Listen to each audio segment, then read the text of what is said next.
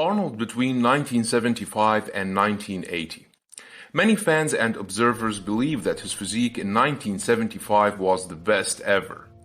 Many, on the other hand, believe his best was in 1974. Either way, let's agree that 1975 Mr. Olympia was among his most impressive shows. Nevertheless, the 1980 Mr. Olympia was one of the most controversial contests in bodybuilding history.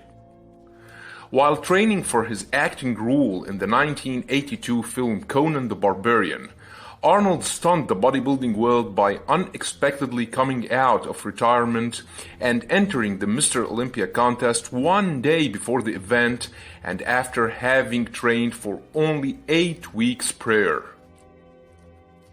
After the final judging, Arnold was declared the winner of the contest, a decision that was criticized by the audience and the competitors because he lacked his usual size and muscular definition. In this video, I will compare Arnold in both contests to see the level he was at in 1980 in comparison to his level in 1975. The front double biceps is one of Arnold's most impressive poses. He had among the best biceps in bodybuilding history, along with wide chest and tight waist that gave him an impressive V-taper. Generally speaking, Arnold in 1975 was bigger and better conditioned, and you can clearly see that in the size of his arms, the width of his lats, and the definition of his quads. Although rare, this front lat spread pose shows that his overall size and conditioning was on another level in 1975, especially in the thighs area. His quads were more huge, better conditioned, and way more separated than his 1980 version, where he does not show any details in his thighs. Maybe it's the lighting, but they definitely were not as impressive as they were in 1975.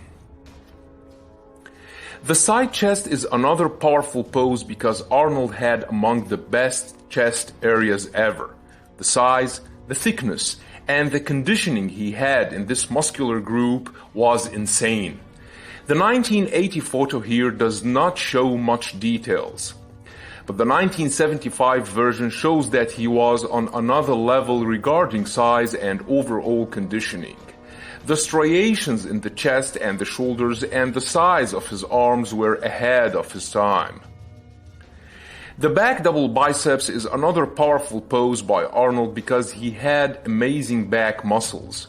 The size and the definition of his arms and shoulders, along with his striated traps and ripped lats, were beyond all competitors back then. The Christmas tree he had in his prime is still a dream for most of today's professional bodybuilders. The 1980 version is definitely not as impressive as the 1975 one, but it still holds its own in my opinion. But that doesn't mean that I'm saying that Arnold rightfully won the show. The audience and the competitors' reaction definitely happened for a reason.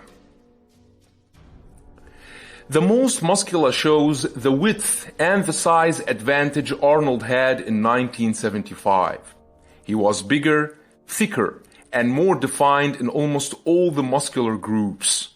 But I still think his physique in 1980 was not that bad either. It just wasn't as good as it was in 1975 for sure. So let me know what you think about it. Did Arnold rightfully win the 1980 Mr. Olympia contest or not?